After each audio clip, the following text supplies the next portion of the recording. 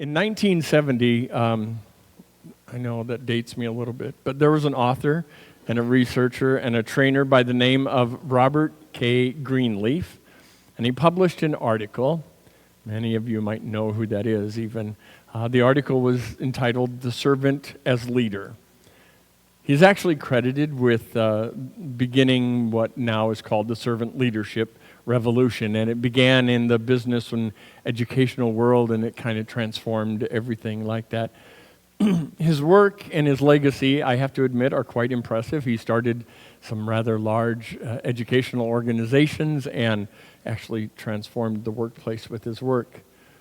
But I'd be more impressed if the fact is that he wouldn't have taken the credit for servant leadership, but rather actually given it to Jesus. Because it's quite clear. It says right there in our gospel today, Mark 10:44, if you ever want to hang on to that verse, anyone among you who aspires to greatness must serve the rest. Whoever wants to rank first among you must serve the needs of all. That's servant leadership. That's it in a nutshell, right? And while we may not refer to servant leadership in our purpose and our vision and our mission and our values of our community, it actually is grounded specifically in servant leadership. Oh, you know what? I forgot this. I'm sorry. I'll have these available after Mass. So I ran you a copy of the 10 qualities or 10 character. Sure, they're in their office, in the not in our office, but in their office in the copy machine. Oh, thank you. There's actually 10 principles, 10 characteristics of servant leadership. And I'm going to give you a copy of that before you leave. But they are this. They are listening, empathy, healing, awareness, persuasion, conceptualization, foresight, stewardship, a commitment to the growth of people, and building community. Those really are the gospel principles as well as the principles of Robert K. Greenleaf, right? All of those things are what Jesus encouraged us to do as Christians. And they're great gospel principles, but here's the challenge. Have you ever had the pleasure of trying to contact someone in customer service at the United States Post Office? Or have you ever had the pleasure of trying to contact someone in customer service at Comcast? Or you ever had the pleasure of trying to contact someone in customer service at Walmart? Especially Walmart.com. Or have you ever had the pleasure of trying to contact someone in customer service at Quest? Now, I know I'm only picking on about 5 companies there, but if you have, I would venture to say, and venture to actually wage a heavy wager, that the principles of servant leadership, those that you have in your hand and those that we just listed, they probably fall way to the bottom of your emotional presence and experience of that customer service encounter. In fact, I would think that if I can get Paul to pull this up, this picture might be a better representation of what you might encounter in trying to contact customer service. I don't know if you all have ever had that experience, but I've spoken to several people in these past few weeks, and they've all shared the same concern with me, and I think it fits so well with the gospel today. The question is, what happened to the world of customer service? And I'll tell you, if I hear one more time that a company has switched to AI-assisted voice prompts to help me to get to where I want to go, I might actually lose it. AI, as I'm sure you all will agree, has a long way to go. A long way to go. And let's be honest, the gospel has some great messages and some great lessons for us to learn, yet they're not always easy to live out in our daily lives. especially when we're talking to artificial intelligence voice prompts that doesn't seem to listen or to understand. They especially don't understand customer service agent, please, right? AI doesn't seem to understand that. So the question becomes for us, how do we live the gospel out loud in the world today? I'm really surprised that AI doesn't understand that relationships matter. But AI is about processing information, not about relationships. And I am really surprised also at myself because while I was in prison for 14 years, I used to teach a course called Thinking for a Change. It was an awesome course, and it taught guys that you could actually choose, you could actually think about a decision rather than just emoting a decision. So you could actually think about the guy that you're going to shoot rather than just shooting him, right? And that's what we used to try to get guys to do. It's amazing when I get on the phone with AT&T or the United States Post Office, I forget everything that I've been teaching for 14 years. I just forget it all. It goes away. It just disappears, right? I used to share that decision is really one that you and I are empowered to make in our lives. That decision whether we are going to go down that road of emotion or whether we're going to go down the road of logic and thinking, right? When we encounter powerlessness in our lives, my friends, when we encounter powerlessness, especially when that powerlessness has a value that's attached to it, like money or love or loss, our bodies actually trigger and activate some of the most primal parts of the human brain. We can't stop that. We have to acknowledge it. We cannot stop that. Paul, can you pull up that next one? If you look at this is what happens. You see that stupid little thing in the middle called the amygdala? That little tiny spot. Do you know that absolutely every one of our senses goes immediately to that one central spot in our brain, the amygdala?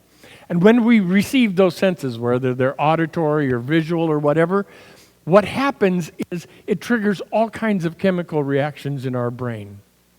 So you get on the phone and you start talking to AI prompts who are trying to get you where you need to go, and you start to experience frustration and a little bit of anger and a little bit more anger because it doesn't understand customer service agent. And so your brain begins to blow, and that's exactly what happens when our amygdala gets triggered like that.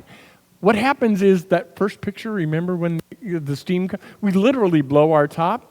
We do. The brain quits thinking in the higher levels. It stops thinking. And the higher the emotion, the more we get, the more experience of powerlessness and the helplessness, the angrier we get, the more helpless we feel, the more we shut off the top part of our brain, which is really where we think. Right? When we do that, we stop becoming rational.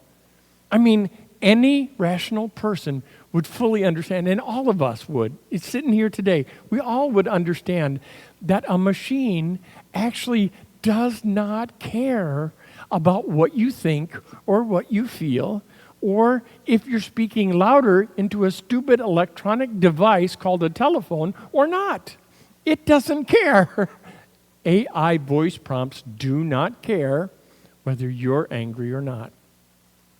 Until you actually get to speak to a human person, and you hopefully haven't blown your top by the time you get there, when you actually get there, then you have a chance to live the gospel values. But until you get there, there's no reason to lose it. But we all do. I myself included. So what do we do?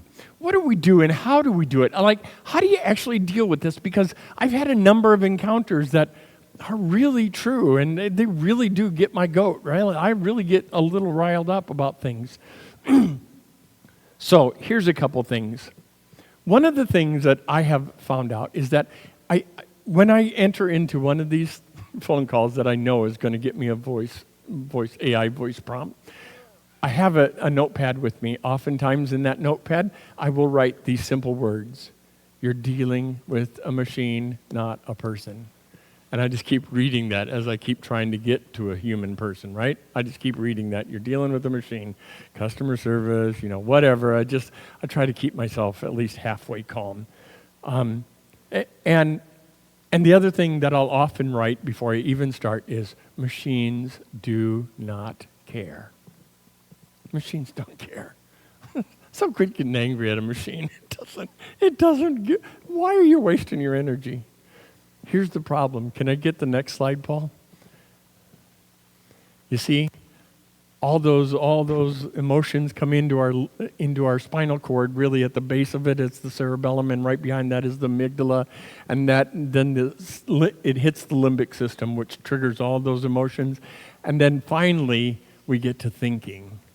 So if we can stop us just getting all wound up in the amygdala, right, and all those chemicals being released, we can actually start to think rationally.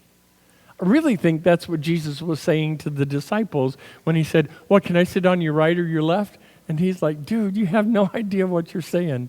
You have no idea what you're asking, and it's not mine to give. And if it was, I probably wouldn't give it to you." Didn't say that to him, but he probably thought that. And you know what? If you really are going to encounter this, you really have to be a servant first, not a controller. So okay, get yourself a piece of paper next time you're going to get on a phone call like that and write it down. Machines don't care. It's a machine, not a person. That'll help. At least that's a little bit. Then, as you know, most all of you know, I'm in recovery, so the other thing that I'll often do, especially as my amygdala gets triggered and I can feel myself starting to sweat a little bit, and I want to really yell into the phone, I do this prayer. And if you know this prayer, you might want to say it with me. God, grant me the serenity to accept the things I cannot change, the courage to change the things I can, and the wisdom to know the difference. Now, that's my struggle, the wisdom to know the difference. I'm not very smart. But there's more to that prayer that Reinhold Niebuhr wrote. And he says, the rest of that prayer says, living one day at a time, enjoying one moment at a time, accepting hardship as a pathway to peace, and taking, as Jesus did, this sinful world as it is, not as I would have it, trusting that God will make all things right if I surrender to God's will, so that I might be reasonably happy in this life and supremely happy forever. After that prayer, I'll often sit back and ask myself, is this thing that I'm getting so upset about worth my time and my effort? Is it really being a servant leadership in the world, and is it doing anyone any good outside of myself or maybe my bank account? Okay, if it is, then I make that decision about sometimes it is worth it, right? Sometimes there's decisions and there's things that need to be changed, and I need to enter into that. So I know that I'm going to get frustrated. And as long as I know that I'm the one who's in power of that, I know I'm stepping into frustration, and I know it's going to be a battle, then I can go into it with a lot more thought, right? And a lot more rationalization than if I don't. So if I decide that it is something I want to pursue, I'll go into that pursuit, but I'll go into it remembering that what I begin with is a machine that's not worthy of my emotional energy, because machines don't feel.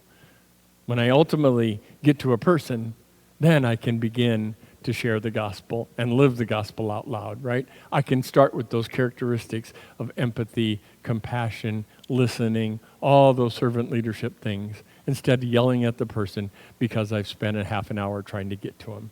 It's not their fault. That's the company. If it really ticks you off, write the company a letter, right?